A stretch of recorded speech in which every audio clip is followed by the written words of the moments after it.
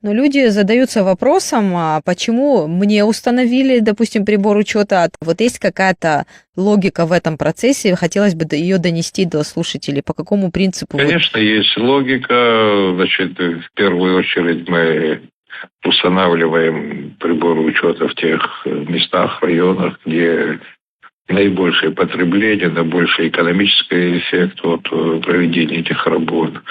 Но этот процесс, к сожалению, не быстрый. Это не делается за один день, за 2 дня. Вот этот подход должен быть системный, ежедневный. И очень много сопроводительных работ, которые надо провести параллельно для того, чтобы этот прибор учета установили. Даже не просто провести и поставить прибор учета. Надо привести в порядок линию, надо привести в порядок внутридомовое хозяйство, надо привести в порядок поэтажные счеты, ГРЧ. Там очень большой комплекс вопросов, которые надо решить перед тем, как установить прибор учета.